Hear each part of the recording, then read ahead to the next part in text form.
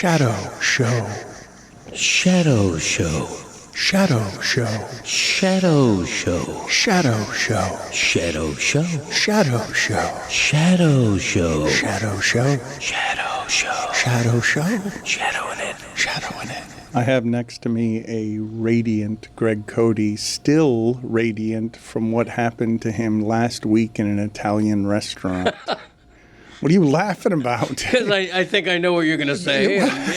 Well, go ahead and tell the people what happened to you, why it is you're so delighted. I like how he thinks he knows what you're going to say. Are there multiple, instances in an Italian restaurant last week? I may have mentioned it to him off the cuff. I don't know. I don't recall that. But, I live by small pleasures in life. To me, the quality of life is measured in not the major stuff, not the Europe vacations, but the little minutia. And so we're in our favorite local Italian restaurant the other night, and from 2 tables over, a guy I don't know looks at me nodding, and I know he recognized, and he says with a thumb up, "Nice pick on the Dolphins game." And he was right, okay? The Bills won 31-21. I predicted the Bills would win 30-20. I came that close to a Zagacto. And that's a big deal. And I was happy.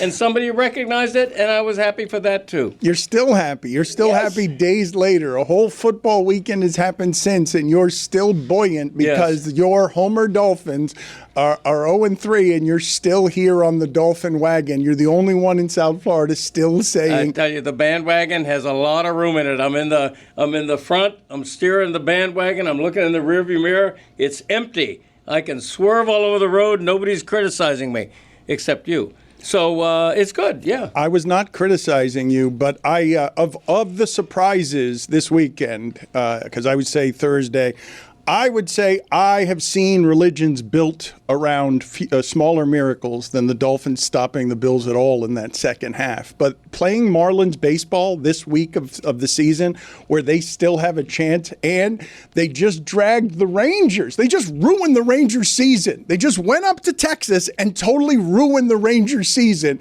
And the Marlins now have, Billy, what is it? Is it they need to win all their games, but they're 4 out with 6 to play? Let's see the official standings here. I mean, if they win all of their remaining games, they'd have a 12-game winning streak because they've won 6 straight, 10 out of 11.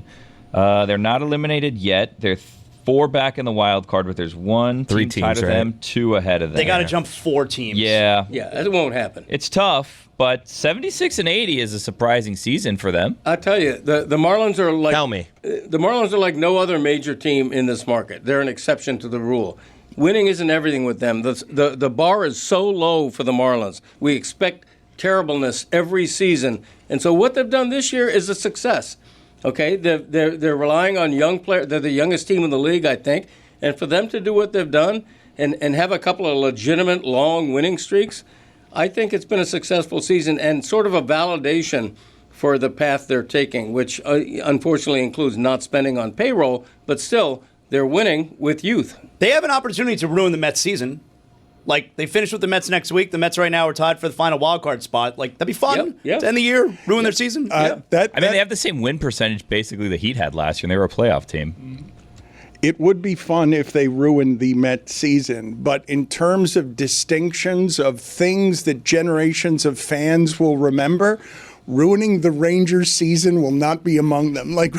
Just randomly taking out the Texas Rangers. Remember that team in the AL West? We're just trolling Mike Ryan here, no? I mean, people notice. You're talking about that Dolphin game that happened 4 days ago. No, with the Marlins. If I lose that game, we know where we're starting. But no. That's why I have a smile on my face. I see right through you, assholes. We're talking about not that Dolphin game from 4 days ago, that Italian restaurant meal from 3 days ago. Dicks. This is the Dan Le Batard Show with the Stugotz podcast.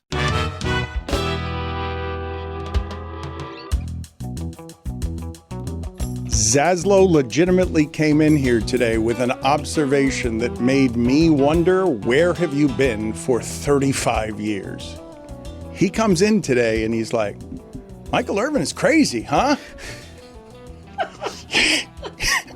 He had his own intro Saturday night. And deserved it. He came out the tunnel before the smoke. He came out the tunnel with everyone lined up. He gets his whole intro on the Jumbotron. He loves Hurricanes, and not just Hurricanes football. Because remember, what was it? I think when the Canes were in the NIT final like 7-8 years ago, nobody loves anything the way Michael Irvin loves the University of Miami. Well, go ahead and put in the corner of the screen the jump cut of Michael Irvin's just general behavior during the game, because everyone should have former NFL alums that care about the school the way this guy did. I do remember when he was with the champion Dallas Cowboys, Michael Irvin would call his old dorm room number, just knowing a football player would pick up, and start yelling at them about how they were supposed to be playing football. He didn't even care who it is that was answering it. He just wanted to scream at them. Doing push-ups. Yeah, of course. He's always doing push-ups. And that game was encouraging for a number of different reasons. But chief among them, to me, it has been a really long time since I saw a University of Miami football team that could survive its quarterback having a bad football game against a good defense or a great defense. That would have been done better before the show. Thank you. That's good. That's good to put that there now, though. Dan, you got video covering it. No one knew. Video covering it. It was actually a good job. It was actually phenomenal. Video team. Yeah. Head on a swivel, pal. One person did a bad chair, so you're pointing it out. Yeah. The Miami Hurricanes playing against the Florida Gators. I know there will be people who have their criticisms because that game shouldn't have been close. I really thought after the first half that you can make the observation, I could give Florida 1,000 plays and make the football field 5 yards long, and the Gators will not score a point in this football game, because it's not just that the Hurricane defense is violent. It's not even just that the Florida offense is awful, which it is. The thing that I'm seeing out of the Hurricane defense that I haven't seen in a good long time is the side-to-side speed that doesn't allow anybody to grab the corners on them, because they have a lot of speed on the field. So you saw the way that they can lose a football game this season, because Florida should not have been in any way in that football game. And I imagine, Mike, that you were shitting yourself when you're up 13-7 and the Gators are, inside the 35-yard line in the fourth quarter, and mystified, I imagine, at how that game was close. I'm not mystified. I thought that I was touting Florida's defense entering that game. I thought it would be tight early, and then Miami would pull away. And that's what happened. I was upset at the interception. First off, I thought Cormani McClain was excellent that game. I thought their corners were excellent on our receivers, but Cormani made a great play on that ball, and really wasn't so much the interception as to where the interception was. I'm like, that's probably the first time they crossed a 50. I know that they had just scored, but look, that was a total supreme domination. They were 0 for 13 on third downs. Pro Football Focus said that was the worst pass blocking performance in the history of Pro Football Focus by 24 points. The Miami Hurricanes defense is incredible right now. And say what you will on DJ Lagway, he does seem broken. He had 5 picks the previous week. All 5 picks that he had were entirely his fault. 4 of the 5, he had good protection. This is not a bad Florida Gator offensive line. In fact, if you watch the content that PFF puts out there, is like, we still understand this Florida Gators offensive line to be good. Top end in the nation type of good. That's all about Ruben Bain. That's all about Akeem Mesidor. Players that were here last year but looked different. These guys have slimmed down. In Ruben Bain's case, he is healthy. He had a bit of a sophomore slump last year, and this year, honestly, there isn't a more dominant player in the country right now in terms of winning your individual assignment, play in, play out. He deserves Heisman. It was clear, given how he played his first year and how he's playing this year, that he was hurt last year, because that was not a regression. That was not a sophomore slump. That was somebody who didn't have his explosiveness, did not have his strength because he was hurt. And the Hurricanes have, I'm going to say they've got at least 4 first-rounders that I can identify by sight. 2 of them on the offensive line. One of them not the center, who had, I believe, Brockemeyer had one of the worst games I've ever seen a center have. When do you ever notice the center? Mike was so mad throughout the game at the center. He was so mad. It's amateur. And the last 2 weeks, like, the opponent have found something on tape and being able to coax Miami into these procedural penalties. But I'm right there with Dan. Miami presently, I think, has 4 first-rounders. Markel Bell was never really talked about. He's like, if this guy meets his ceiling, he could so be strong. He's bigger than 6'9". everybody. He was a transfer, came over last year, and this is a testament to the development. Now, look, that is a body type that most offensive line coaches would dream of working with, but he was not at a big-time football school. Football relatively new to the young man. 6'9", put out dominant tape. This guy put himself in top 20 draft pick consideration. You got CeCe Mao and Noah. You got Ruben Bain, of course, and Carson Beck, who was coming off a pretty bad game for him. He was off all night. I will say, how much did the rain, wet ball affect you him? were out there. Right? He hasn't played in good weather yet this season. No, he's played in a month-long monsoon. That was terrible. But I will say, like, there is a narrative online that keep in mind, there's a young man that had a elbow surgery. There was a little less zip on some of those passes. I think that you could probably blame the weather a little bit, but I'm not too worried. How does Michael Irvin have the energy? I don't know. I wonder. Passion for the game? Howdy, it's Mike, and football season is here. It is quite possibly every sports fan's favorite time of year. It's a real special time. Make your football special time a Miller time, please. Because I know from experience, having that beautiful white can by my side or a draft at the sports bar while the big game is on, man, all those memories, having that Miller Lite there, knowing that it's a beer that just hits different. Look, at the tailgate, there's nothing like cracking open a Miller Lite with your crew. Whether it's that touchdown you didn't see coming or just arguing about fantasy lineups you already know you're going to lose, Miller Lite has been the taste you can depend on for 50 wonderful years. Brewed for flavor, with simple ingredients, rich toffee notes, and that iconic golden color. The original light beer since 1975 and still hitting different 5 decades later. Miller Lite, great taste. 96 calories. Go to MillerLite.com/Dan to find delivery options near you. Or you can pick up some Miller Lite pretty much anywhere they sell beer. It's Miller time! Celebrate responsibly. Miller Brewing Company, Milwaukee, Wisconsin. 96 calories and 3.2 carbs per 12 ounces! You know what nobody tells you about being a new dad? It's not just the diapers and the wipes, that's obvious. It's the hidden stuff, the baby swing after we already purchased the other baby swing, the bouncer, the pack and play, the 20 different bottles because apparently my kid hates every single one except the most expensive one, which is the glass, by the way. Don't get me started on late food delivery orders with my wife, and me too tired to even look or cook or think about food. I'm staring at my bank account like, where did it all go? That's where Monarch Money comes in. It's like a financial tool belt for everyone, not just dads. You link all your accounts, your credit cards, investments, even the old stuff from jobs you forgot about, and it lays out in a way that even a sleep-deprived parent like me can actually understand. Normally, money talks are stressful, but with Monarch, we can track everything together, set goals, and actually feel like we're on the same team. Less stress, more clarity, and finally, a plan for our daughter's future. Don't let financial opportunities slip through the cracks. Use code Dan at monarchmoney.com in your browser for half off your first year. That's 50% off your first year at monarchmoney.com with code Dan. What does Zyn give you? Not just smoke-free nicotine satisfaction, but real freedom.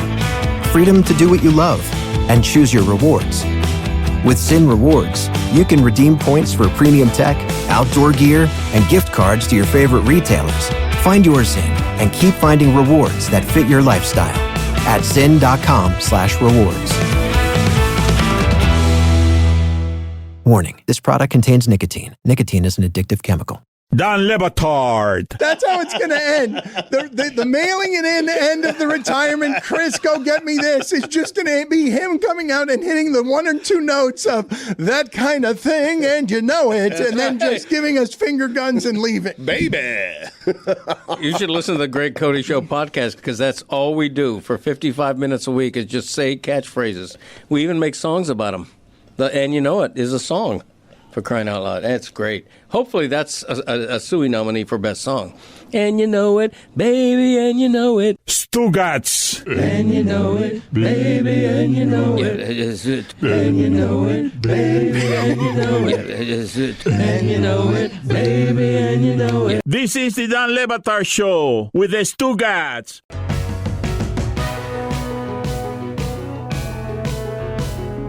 Let's do the Hampton Farms Nuttiest Fan because how are we going to beat this guy? We've got some nominees. We've got Michael Irvin. There are a number of nominees locally.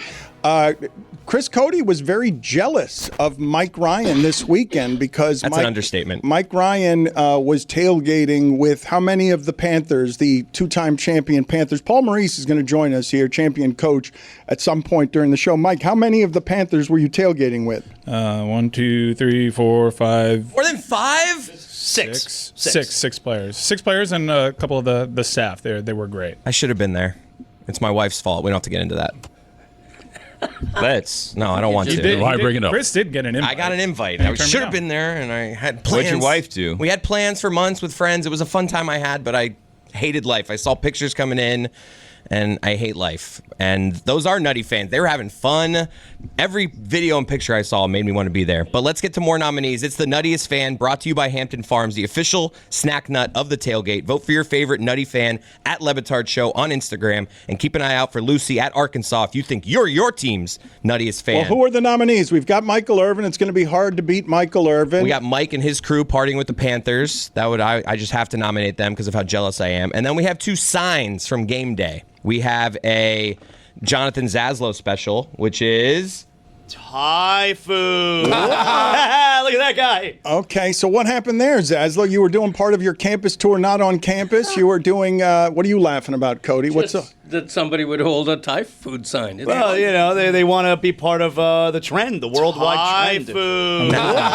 Now, granted, that does look like one of those signs that you can keep erasing and updating for people. I'll bet that was never erased, No, though. You do that in permanent marker. Those are the college game day signs. They hand those out. Okay. So they're All right, my sponsored by the Home Depot. Yeah. He's going to have that for life, that guy. You got to elongate the word Thai, though, don't you? It has to be T-H-A-A-I. Could have been written better. Yeah, minimal effort on actually writing the Thai food sign. Don't but once, criticize that great fan. Thai food. That cannot win this competition just because he held up a sign. Sure it can. Wearing. It's up to the voters. None of those can win yet. Voter suppression. No, sounds Michael Irvin. How about that one? Bangkong Pinga. Yeah, then we have this one. You guys are going to have to help me out with this one. It says Bangkong Pinga y se acabó el pan, which means bread with dick, and we're all out of bread. That's right.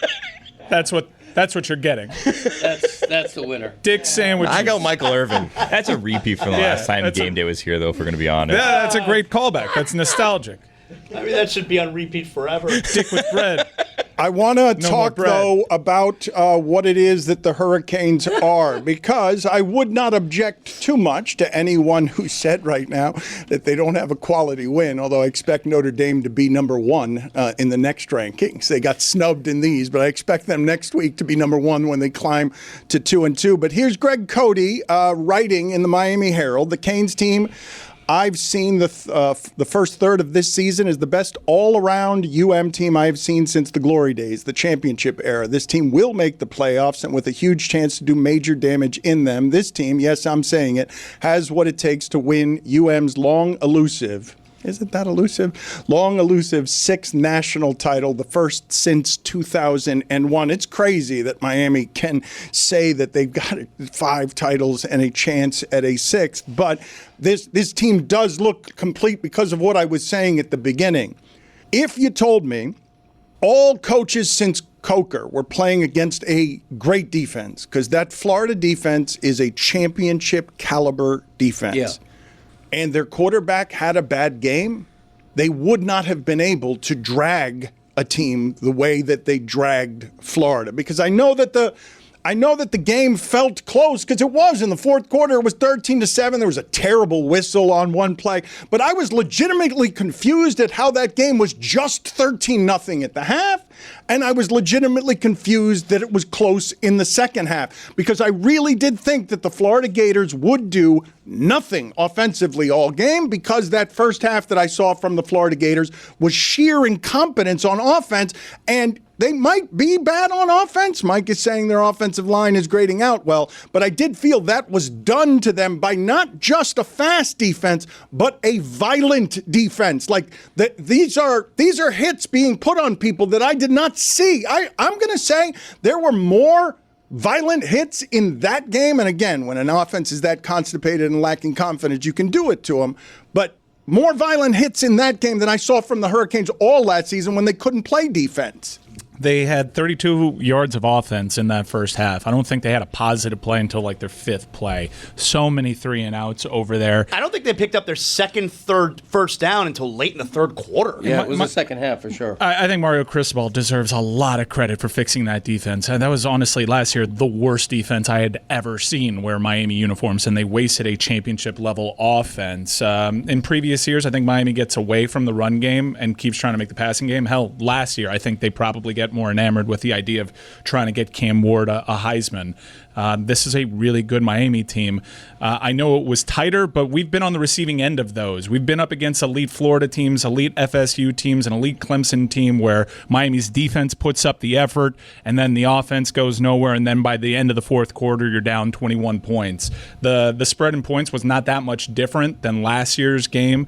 Dan is right when he says there was a bad whistle. The officials themselves went up to Mario Cristobal, explained we shouldn't have blown that play dead. What was their explanation? That they didn't see the ball? So there's a couple of narratives online. Samson Okunlola's, who's developed quite nicely, by the way, his helmet came off during that play, but he was not the ball carrier. In college football, if it has nothing to do with the play can roll on. The referees told Mario Cristobal, look, we just missed that call.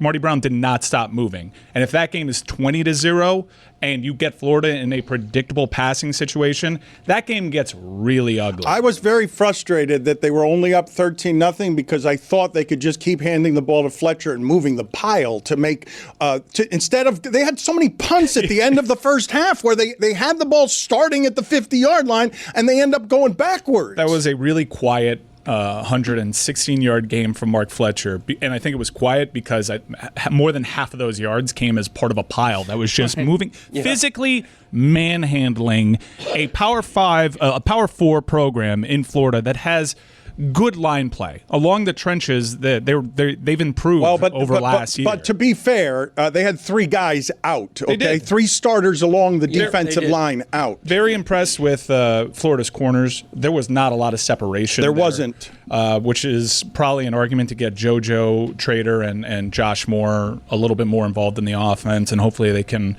rise to the occasion because Miami does need a little bit more separation there. But there were some check down options available to Carson Beck. I kind of like that he was deep shot hunting. Something happened in that USF game where he realized I like my chances downfield. There were open checkdowns, and sometimes Carson just missed either low or high, or in our tight end's case, they weren't ready for the ball at all. He was bad. Bad. Carson Beck was bad in that game. His accuracy was way off. Yeah, I think he's afforded a bad game there. Usually, if your quarterback plays like that in a game like this, that's the recipe for the team pulling off an upset. And instead, we see a team kind of stay in, hang around, and you saw Miami step on that throat and salt the game away. They had a huge play by Marty Brown that was big for Carson Beck, that one-handed catch there. That's the stuff that breaks away for good championship teams. I came away very happy because that's kind of the game that I thought would happen, and Miami got tested in there and doesn't have to be victims of rat poison for 2 weeks as they head into this FSU game. Well, this is the kind of game we've all seen Miami lose in the past, where you have a lead, you seem to be in control, then all of a sudden it's 13-7, the lead has whittled, momentum has shifted a little bit. Again, in the second half, there was a time when it seemed like Florida was still in the game. Instead of losing that game, like they have so many times in the past, they rose up, and I can say nothing bad about this team right now. They deserve to be number 2 in the country behind Ohio State or Penn State, whoever you think. But I'll tell you what, last year they had a bad pass defense. They solved it. Last year they were imbalanced because, like you say, they wanted the Heisman for Cam Ward. This year, not just Fletcher, Marty Brown has been great. Malachi has been great. Malachi, sorry. You mentioned the two running backs. I would argue Jordan Lyle is our best running back. He turned his ankle early against Notre Dame. We've been holding him out. He's going to have to bye. He'll be ready for FSU. Those are two of Miami's best 3 running backs. You can make a strong argument that Jordan Lyle is actually RB1. Fantastic team. Okay, I'm the homer. I get it. I'm the homer in the room. you are. But in this case, I can't praise Miami enough. I think they're an airtight. Are we sure team. it's not Malachi? It's Malachi. It's a biblical name. It is Malachi. It should be Malachi. Yeah. I apologize for misspeaking. It's okay. No, apparently it isn't. Doesn't because seem to be. everybody's laughing. But Everybody's that's okay. mocking I'm them. used to that. I mean, Malachi's funny. Greg, I hope you know I was an ally. I corrected you quickly and I moved on to the running backs. For them to stay here is really disrespectful to a legend like you. I'm used to it. Yeah. Let's make it a running joke. Let's say Malachi and replay it and just make fun of that one thing the whole show. That would be. He hasn't been the same since he lost that soup competition. Well, that was rigged. Yes.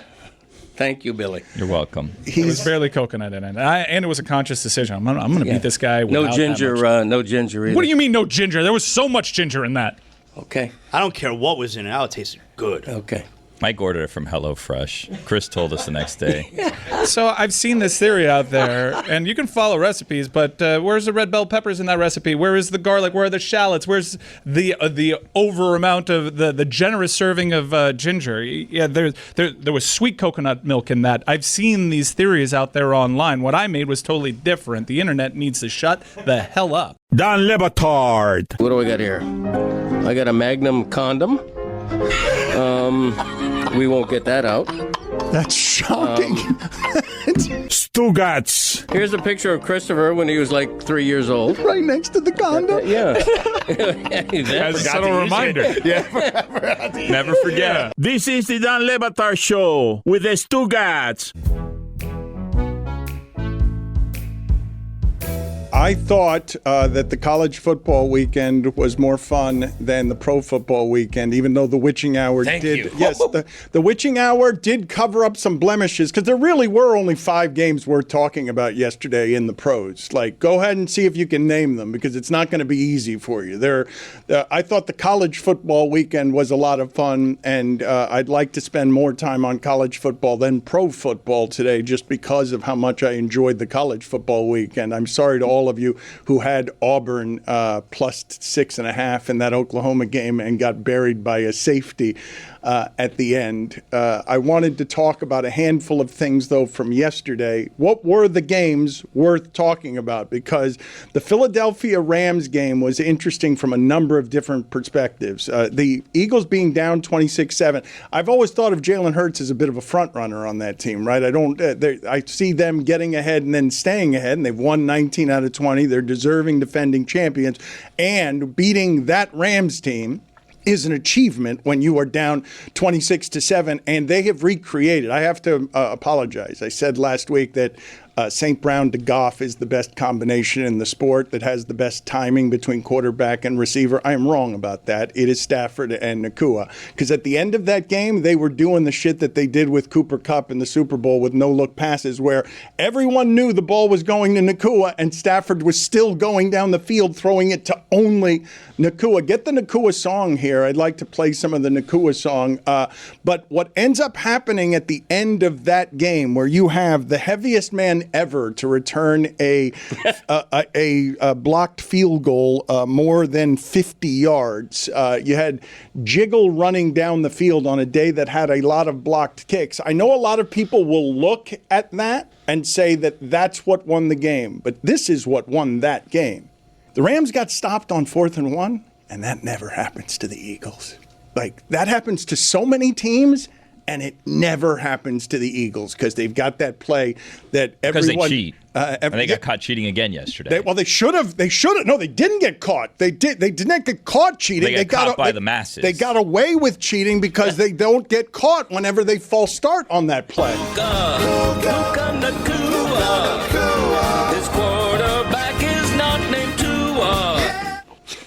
That was the game that everybody was talking about yesterday. The Cleveland Packers game is a bit inexplicable. We'll have to talk about it, although I don't want to. It was not a game worth watching. Cleveland ruins football. Like, they play, their defense is great. I'm just so tired of these half teams. The Gators, the Browns, teams that can only do one thing, and you're out there watching, and of course it's going to be 13-10 at the end, but that was the surprise of the day. Go ahead and name all the other games, though, that you would want to talk about. Chargers and Broncos. Chargers are 3-0, and it's all in the division. Like, that. I know we talk about the Colts. Colts are the best story. Chargers might be the best story in the league right now. Justin Herbert's been absolutely great. Good thing we took Tua. Yeah, the Colts seem legit. That is, if you're a fraud Daniel team, Jones might be legit, too. Dude, if you're a fraud team, you roll in a Nissan Stadium feeling yourself, and you get all of a sudden dragged into like a tough divisional game. They were just wire-to-wire dominant. The Colts I saw during the second quarter. Did you guys see this? During the second quarter of yesterday's game was the first time they punted. That's nuts. All season. Like they had no team had ever done that. 19 straight drives to start a season, no punts, and then they put up 40 on the Titans. Easily. I think that I'm very curious to see how Tampa Bay and Philadelphia goes, because Rams kind of built to beat the Eagles, and they had the exact situation, which you salt that game away. And I was very surprised at the Eagles' ability to come back in that game. I know exactly what they do when they have a lead, but what do they do when they're a couple scores out? They were really impressive. Jordan Davis showed exactly why he got Heisman chatter as a defensive player at Georgia. That is a big man, and that was a very back-breaking return for a touchdown that ruined a big-time SGP for your boy. I had Auburn and I had the Rams this past weekend. That's hard times, Dad. It's hard times. I thought Philly coming back like that was the game of the week, mainly because I had picked the Eagles to win. But the game of the week is tonight. I mean, Lions at Ravens is a dream. Jared Goff and Lamar Jackson combined for 9 touchdown passes last week, and there's going to be even as many tonight, I think. It's going to be a nutty game. I don't care what the over-under is. It's going to be 60-plus points tonight. I'm not going to mince words when I say this, so I don't want anyone to be confused. Chiefs stink. That team stinks. The offense, certainly. They constipated stink. offense. It was tough to watch. That first half was tough to watch. You mentioned Jordan Davis, though. That's a pretty firm 336 pounds, you would agree, right? We all love seeing a big man run down the field, but usually we like it to jiggle more than that. We don't, like, if that were running at you or towards you or even chasing you, that had more musculature on it than I'm used to seeing on a 336-pound person. He wasn't, like, that seemed relatively as fit as 336 pounds can be.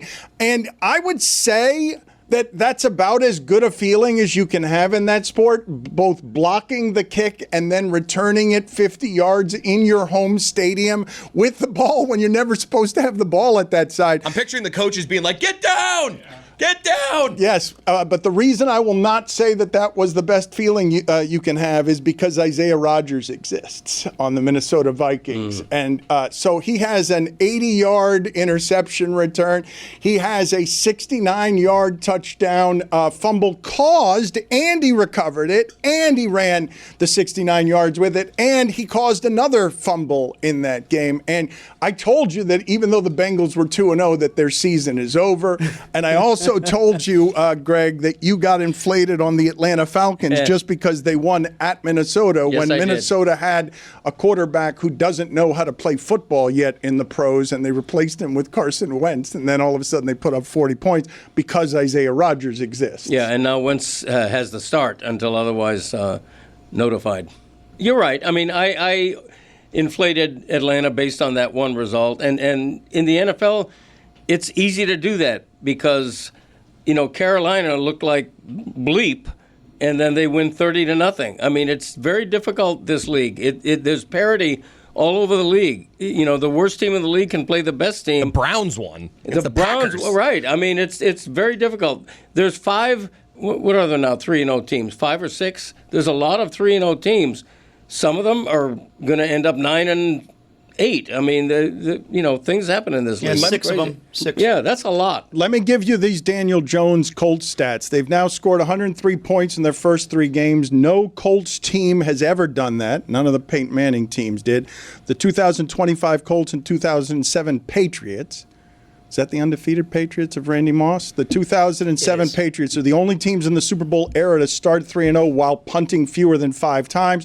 And now the Colts have scored on 77% of their possessions, the most of any team after 3 games in 45 years. To your Patrick Mahomes Chiefs point, during one era here, the era that we remember of the Chiefs, they were scoring on between like 35 and 37% of their possessions. It's now 4%. It's 4%. You don't even want to watch the Chiefs. And last night, Andy Reid's had enough of the Kelsey stuff. Yeah, he gave him a shoulder. Like that was the rare incident where the coach goes looking for the physical contact and the tight end didn't want any of it. Like, I saw the headlines that said Kelsey involved in another kerfuffle, and I'm like, man, Kelsey didn't want any parts of Andy Reid. Andy Reid went looking for the physical contact. They have done there. that a bunch. They've gone at each other. This is like at least the third time I've seen them go at each other on the sideline like that. This is the first time I've seen Andy Reid initiate physical contact. Well, yeah, because Travis Kelsey is a non-factor now. Like, Travis Kelsey can't fight back when you don't do anything every single game. Andy Reid's he's tired of him. Hey, you suck now. Do something. Travis Kelsey's turned into an average tight end, which is one of the many. Not even average. One of the many offensive problems they have. That the Chiefs have turned into the Gators of the NFL. And the thing that I loved about the Travis Kelsey Reid thing is that, man, we love the heated exchange on the sideline. As soon as that happened, and you see it on TV, I'm like, okay. We're going to be talking about that tomorrow. That's in all the headlines. We're going to make a big deal out of this because we do that.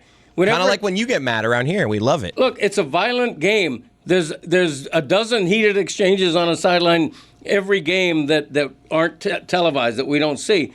It's a violent game. Things happen, but we love the heated exchange. It's rare, though, that the coach goes looking for the contact. And if Kelsey had done that to Reid, it would have been a bigger deal. I want to ask the It's honestly inappropriate. A person in a position of power going and causing physical altercations with his subservience is something that the league should look into. Well, they should take it up with HR for sure. That's the Chiefs for sure. should take it to Human Resources. Yeah.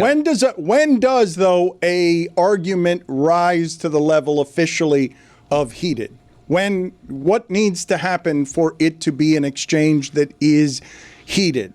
Like the minimum. The minimum? I think any bump is heated. I think the heated exchange needs to result in something happening on the field. In other words, if Tyreek Hill and Mike McDaniel are going at it, and then later in that game, Tyreek Hill refuses to re-enter the game even though he's not hurt, then I think that exchange that may have led to that is newsworthy. When the finger makes an appearance, when there's a point. This is the way you play the game, Greg. I don't know what you're doing. We're doing the semantics of heated, Dad. I don't know what you just did there. That he was looking for the minimum bar for entry on heated, and you gave us Tyreek Hill not coming into a game. Yeah, because that after a heated exchange, that's when it becomes newsworthy. If you're sitting and then you're forced to stand up and argue, that's when it becomes. I don't think my dad knows how we're playing this game. Yeah, Greg, do you understand? They're playing fantasy land. You're giving real life examples that are helpful. I answered it the way I answered it. Yeah. Yes, you did, Greg. That's not up You for said what you dispute. said. Yes, Yeah, it's true. right. You did answer it the way that you Can't answered argue with that. There's no arguing with it. Thank you. Can we argue with the way that your father pronounces Malachi? Here we go. Malachi. Here we go. Malachi. Okay, that's 2. I'm going to keep track. Give me that pen. I'm going to keep track of how many times during the show that airs. Okay, Malachi 3 so far. Okay. To be fair, the over-under is 7.5 on DraftKings. It would be best to use tallies, I think, for this one, Greg. You're going to have to keep scratching out the numbers. Yeah, you're right. I'm like a prisoner. I'm writing off the days. Here we go. So minimum barrier for entry on how an exchange Let's gets try it again. to heated. Roy offered a good example. If someone goes from sitting down to standing up, we're coming dangerously close to heated. Zaslow is right when he's saying if there's a finger being wagged or pointed. Okay. Those are the obvious answers. You want an obvious answer from me? Oh, you were going off the board. You want an obvious answer from me when it comes to a shove, okay? There's physical contact. I said that already, Somebody physical shoves contact. somebody. Those are all obvious answers. Mine is extrapolation, okay? I'm saying what really matters is if that physical exchange, that heated exchange, shows an effect in the game. That's all that matters. Because otherwise, it's one of a million heated exchanges. Everybody the next day, predictably, is going to say, oh, it's no big deal. I'm downplaying that. No big deal, which is exactly what Reid did. But contact goes beyond heated, don't you think? Maybe. No, not in the football context. Hell no. You don't think? Well, we've gone when there's contact, you've gone from heated to assault. You're in the region of assault. Like we were looking for just heated, just something that's getting hot. Well, Andy took it to assault, not Greg. Like Andy's the one that made contact. Agreed. And by the way, I think the question that we're not asking that we all should be asking is, how's this going to impact the relationship between Taylor Swift and Travis Kelsey? Because if we remember correctly, Taylor Swift's family has known Andy Reid for some time, much longer than she has known Travis Kelsey. Her father used to know Andy Reid. So now we have a situation where family friends are beefing with fiancés. And I don't know whose side you take in this and where the family is going to stand in this situation and if this is something that the relationship can even survive. I agree with that. And did Andy Reid just lose his invitation to the wedding? I think that's if there reasonable. is still one. Yeah. That's fair. Yeah, it's a big controversy nobody's talking about. Off the top of your head, can you guys recall, just thinking out loud here because it's not something I've given any thought to, can you guys recall confrontations between a coach and a non-quarterback that are always happening? Because Kelsey's level of stardom absolutely has something to do with this. Usually every coach in Antonio Brown. Usually the non-quarterbacks on the sidelines do not get into it repeatedly with the coach. They're not allowed to get into it with the head coach. And you saw what happened to Antonio Brown when he was doing it. They got rid of him.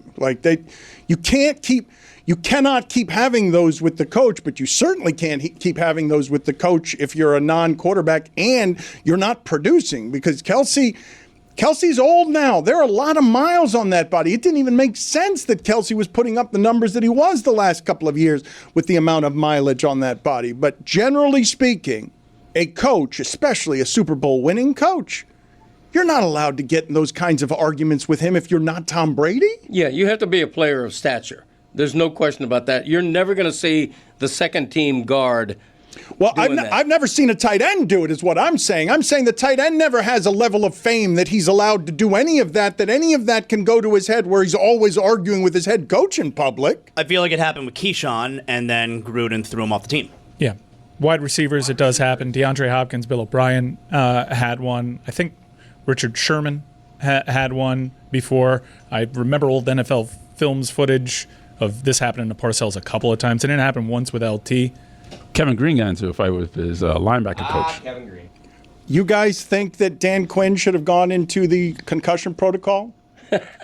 He had a bloody nose. He was knocked down by Marcus Mariota. Marcus Mariota hit him on the sideline. And this, are you guys always surprised the way that normal-sized human beings go flying when they're hit by players on the sideline? Normal-sized human beings go and they skid across the floor like it's a John Wick movie. They're being pulled by a rope when they get hit by these guys. And that's Mariota. That's not it's not Jordan Davis. I don't understand how someone can watch Jordan Davis do what he did and think that this game should be legal. that person has an unfair physical advantage. It's like watching Markel Bell at 6'9" moving a pile. It's just like, I wanted to ask you about, since we were talking about Bell, he's bigger than Bryant McKinney, correct? He looks bigger than everybody who's on the field with him. So I haven't seen them stand next to one another, but McKinney is one of the biggest human beings that ever. You worked with Bryant McKinney, right? It's not just a height thing. It is a shoulder thing with Bryant McKinney. He walks near you, the sun goes away. Markel Bell doesn't exactly quite have that. He's very tall. He's first guy of the bus energy, off the bus energy for sure. But Bryant McKinney just like a filled out human being is bigger. I had McKinney on my show this week, and it was like looking in a mirror. He has a soda drinker's body in retirement. I remember when Dwight Freeney came to the Orange Bowl, I'm pretty sure Bryant McKinney never allowed a sack at the University of Miami, not even in practice. I'm pretty sure that stat is correct. That Practice how you play. But Dwight Freeney came into town as a first-round pick from Syracuse, and it was amazing seeing the size difference between them. And Freeney was trying to use his speed and kept getting stuck in McKinney's navel. McKinney just kept putting his arms out to here without holding him, and McKinney would just engulf Dwight Freeney. But now we have another one of those. We have two of those at tackle now. 2 first-rounders. Man, I had Saturday pretty close to being, if that Marty Brown touchdown holds up, that's probably the greatest day of my life. That tailgate.